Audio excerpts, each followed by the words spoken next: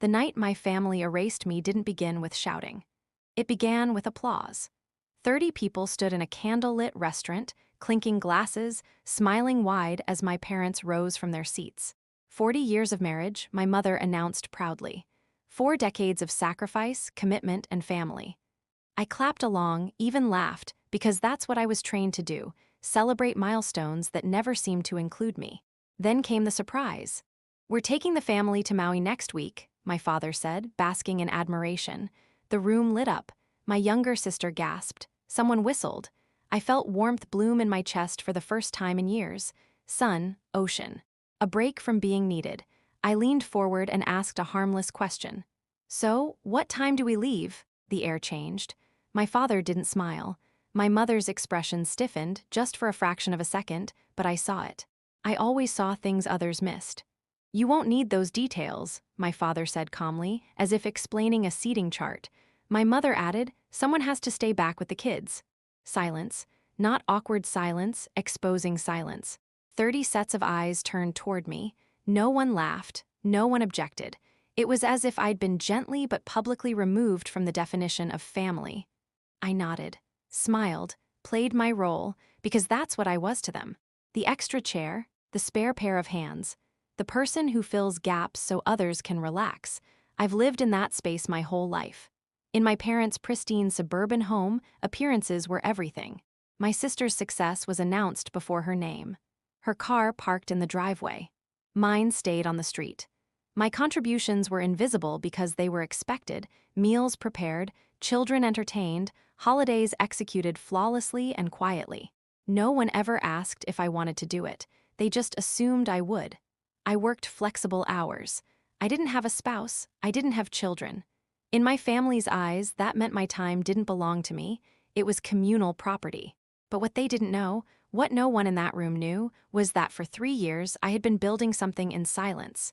Something that belonged only to me, a secret life, a hidden skill, a door I hadn't yet dared to open. And standing there that night, while champagne bubbled and plans were made without me, I realized something irreversible. I wasn't being excluded by accident. I was being assigned. And for the first time, instead of shrinking to fit the role, I felt something shift inside me, like a fault line waking up.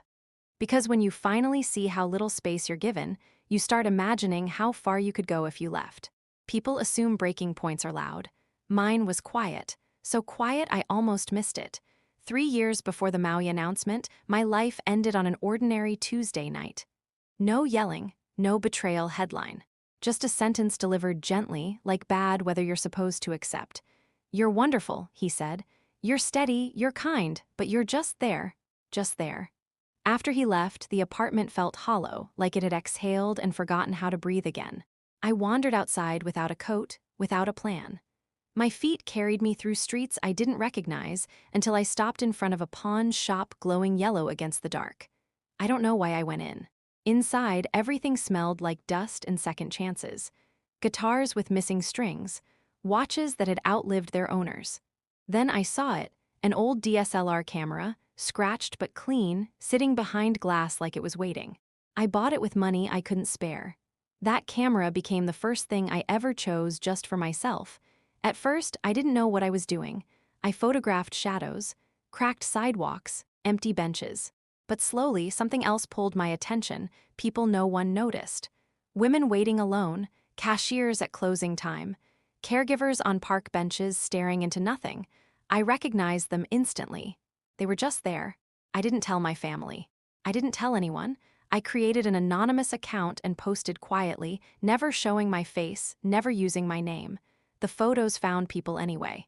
Strangers who said things like, "This feels like my life," or "I've never seen myself until now." I named the series Invisible.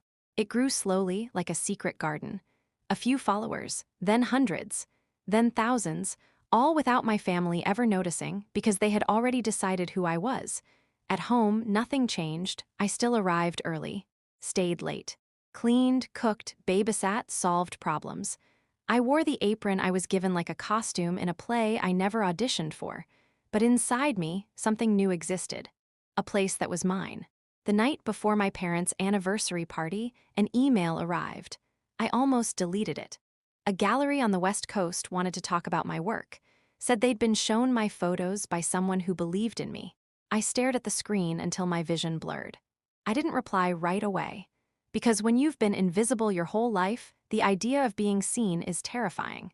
But standing there weeks later, being told I wasn't going to Maui, being publicly assigned to stay behind, I finally understood the truth. They didn't forget me, they never expected me to leave. And that was the moment I stopped hiding my exit. Every family has a story they don't like to tell. In mine, that story had a name. Aunt Claire. My mother called her impractical. My father called her difficult. At family gatherings, her name was followed by a sigh, the way people talk about storms that ruined plans years ago but still feel personal. Claire never married. She never stayed put. She chose art over stability, passion over approval, and 20 years ago, she moved to the California coast to open a tiny cafe with a workshop attached.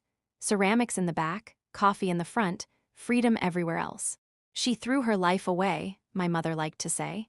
But Claire was the only person who ever asked me real questions. We spoke every Sunday night.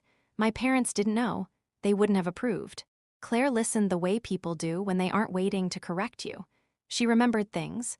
She noticed when my voice sounded tired. She asked what I wanted, not what I was doing for others. She was the first person I ever showed my photographs to. Just one image.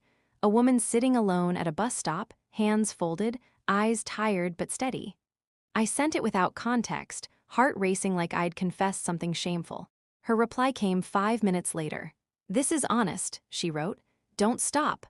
I cried harder than I had when my relationship ended. Over the next year, I sent her more. She never critiqued to control, only to clarify. "What were you feeling here? Why did you wait for this moment?" She treated my work like it mattered because to her, I mattered. Then, 3 weeks before my parents' anniversary party, she did something I hadn't asked her to do. She shared my work. A gallery owner she knew casually, someone who respected her eye, had been looking for emerging artists. She sent him my anonymous page. She didn't warn me. She didn't ask permission. When she told me, my hands went numb. "He wants to meet you," she said gently.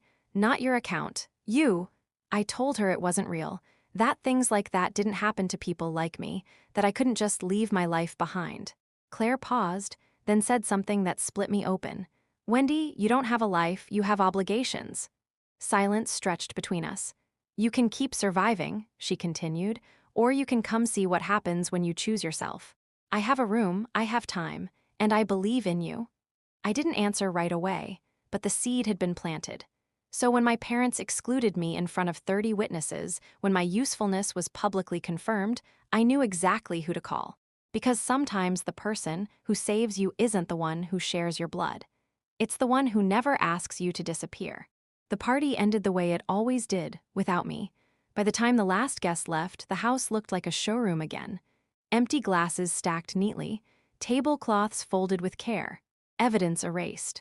My parents had gone upstairs, satisfied, proud, asleep. I stayed behind to finish what I'd started. That was my role. I was loading dishes into the washer when I remembered a deadline I'd pushed back for them. My laptop was at home. My mother sat on the counter, lid slightly open like an invitation. I hesitated. I'd been taught not to pry, not to ask, not to look too closely. But exhaustion does strange things to obedience. I opened it. Her email was already logged in. I wasn't searching for anything, I swear that. But when your own name appears on the screen, bolded in a subject line, curiosity becomes gravity. Wendy Tripp Logistics. I clicked. The messages weren't angry. They weren't dramatic. That was the worst part. They were casual, efficient, like scheduling house cleaning. She doesn't have anything important going on anyway. It's easier if she stays back. She should be grateful we give her purpose. Sentence after sentence dismantled the version of family I'd been clinging to. This wasn't thoughtless behavior. It was planned, agreed upon. I took screenshots. My hands didn't shake until afterward. When I finished, I closed the laptop carefully, wiped the counter, and stood alone in the dark kitchen where I'd learned how to cook for everyone but myself. There was grief, but beneath it something sharper. Clarity. I drove home past midnight. My apartment was silent, small, unimpressive by my family's standards. But it was the only place where no one asked me for anything. I sat on the floor and called Claire. I told her everything. She didn't interrupt, didn't soften it, didn't tell me to forgive. When I finished, she said, "You don't owe them an explanation. You owe yourself a future." She told me the spare room was ready, that the gallery owner was serious, that she'd help me land on my feet if I was willing to jump. I packed before fear could argue back, 3 suitcases, my camera, my laptop. I left the apron behind. At sunrise, I slid my apartment key under my landlord's door and loaded my car. No announcement, no speech, just motion. I didn't feel brave. I felt done. Because once you see how easily people reduce you to a role, you realize something powerful. Roles can be resigned from.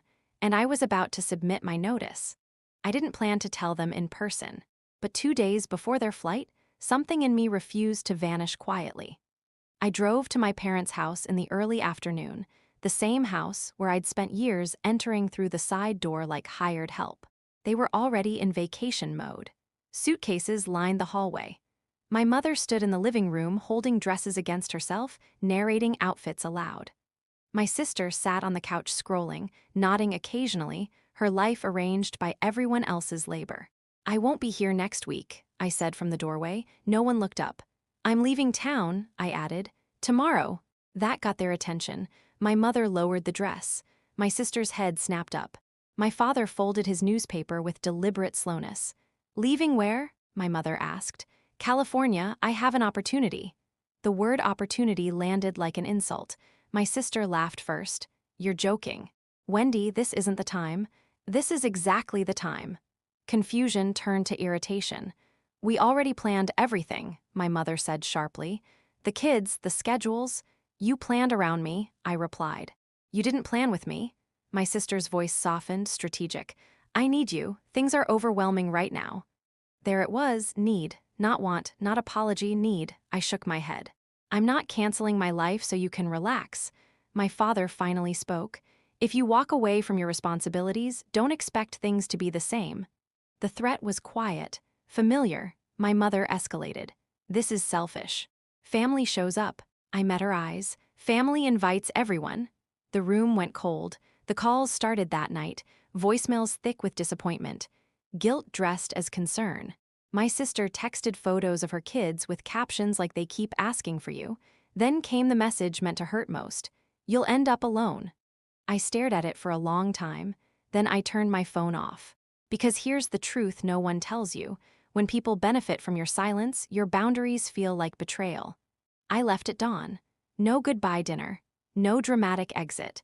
Just a full tank of gas and 5 days of open road.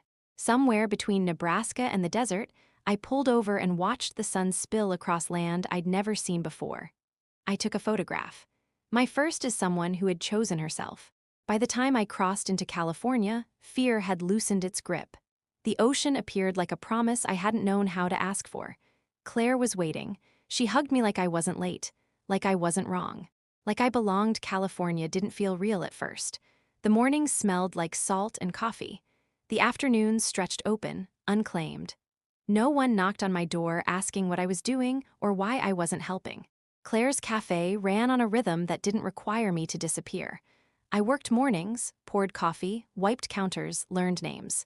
Afternoon, my time belonged to me. That was new. 2 days after I arrived, I walked into the gallery. I expected intimidation. I expected someone who spoke in polished sentences and made artists feel small. Instead, the man who greeted me wore linen and sunlight and looked at my photographs like they were conversations he'd been waiting to have. "You notice people," he said simply. "That's rare." He offered me a solo show. I signed the agreement with shaking hands. Not because I didn't understand it, but because I finally did. My name was printed under the word artist. Not helper, not assistant, not flexible. Artist. The weeks that followed blurred into motion. Printing proofs, choosing frames, writing descriptions. For the first time, effort led somewhere visible. While I was building, my family was unraveling. I didn't hear it directly. I learned in fragments, missed calls, accidental texts, messages that started polite and ended frantic. They couldn't find medication schedules. Bedtimes fell apart. Dinners went wrong. The systems I'd quietly maintained for years collapsed without explanation. And then, one afternoon, my phone buzzed with something different. A link. My sister had searched my name. The gallery announcement appeared. Then an interview preview. Then the photographs, hung, framed, priced. Her message came minutes later. I didn't know you were serious.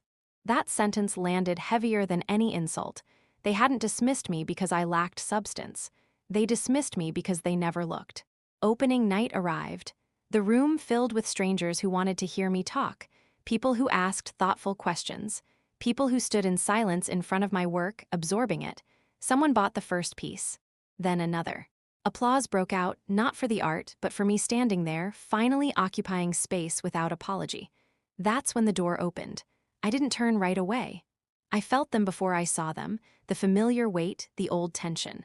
My family had arrived. Not to celebrate, not to understand, but to retrieve what they believed still belonged to them.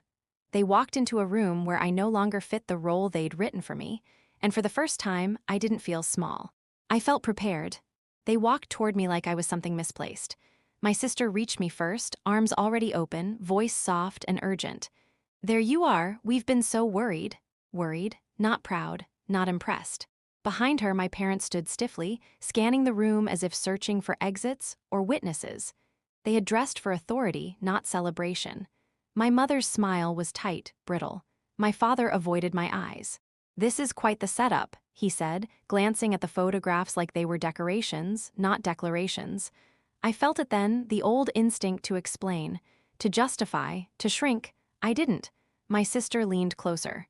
"We need to talk." "Privately, there's nothing private about this," I said calmly. "You came to my opening." Her smile faltered. "You didn't tell us you were doing this." "I wasn't required to." That's when my mother stepped in. "You left without warning. Do you have any idea what you put us through?" I nodded. "Yes, something unfamiliar." "Inconvenience," she bristled. "Your sister is overwhelmed. She needs support." Need again, always need. "I'm not support staff," I said. "I'm a person." A small crowd had formed, not gawking, just listening. My sister's voice dropped. "Wendy, don't do this here. Here is exactly where I'll do it." I gestured gently to the wall behind me. "This happened while you all assumed I had nothing going on, while you planned trips without me, while you decided my life was empty enough to fill with your needs." My father cleared his throat. "Family doesn't abandon family." "I didn't abandon anyone," I replied. "I stopped abandoning myself." Silence stretched. Then my sister said the thing she thought would fix everything. "I'm pregnant again." A few gasps, a pause, a test. I smiled softly. "Congratulations." She waited. I didn't add anything else. "You don't understand," she whispered. "I can't do this without you." "That's not true," I said. "You just don't want to?" Her face twisted, not with anger but realization. She had come expecting compliance, not resistance. My mother tried one last time. "You're being dramatic. This phase will pass." I met her gaze. "This isn't a phase, it's a boundary." Around us, applause began, slow at first, then stronger. Not loud, respectful, affirming. I didn't bow, I didn't cry, I didn't gloat. I simply turned back to my guests. When I looked over my shoulder, my family was already retreating, confused, diminished, no longer in control of the story.